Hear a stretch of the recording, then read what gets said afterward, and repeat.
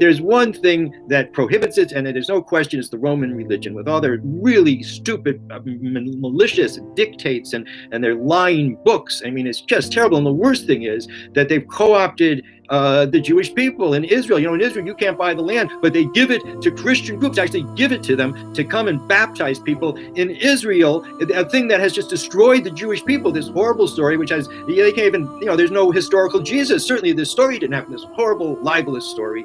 And along with this, and with the, with the consent of the rabbis, that there is now this terrible division between the Jewish people and the Muslim people, and instead we're siding with the Christians who pray to a Jew as God and nail him to a cross. They should suffer forever. Fuck them, man.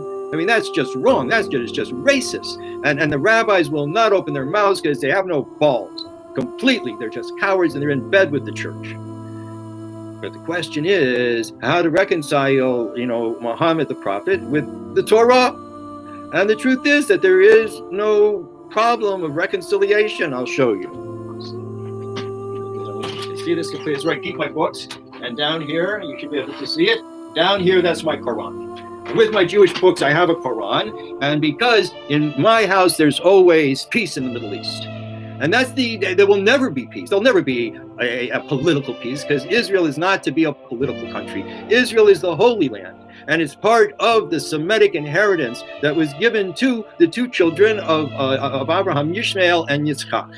And even though Yitzchak's prophecy came 1,500 years before the prophet Muhammad and the Quran, but both are prophecies.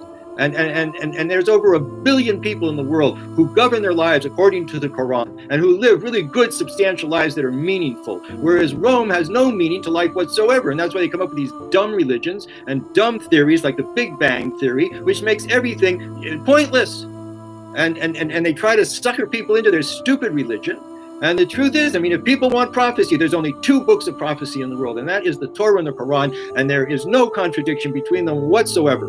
And it's another huge mistake by the rabbis not to admit this. How could you ever have peace in the Middle East, which is all, Muslim, and not recognize the prophet? And particularly when there is nothing in the Quran that contradicts the Torah. And I've heard very religious people, Jewish religious, who just say horrible things about the Quran and about the prophet. And how can that ever bring to peace? Just uninformed people, stupid people. They're very smart in Torah, but they're very, they don't have any brains.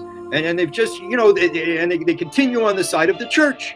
And all of their devotions are meaningless before God. This is just terrible. So that's my answer, as best as I can answer. I get pissed off about these things, but we should get pissed off about these things. We have to stop treating them, as normal. To live with this racist religion and allow them to buy as much land as they want and without any consequence at all.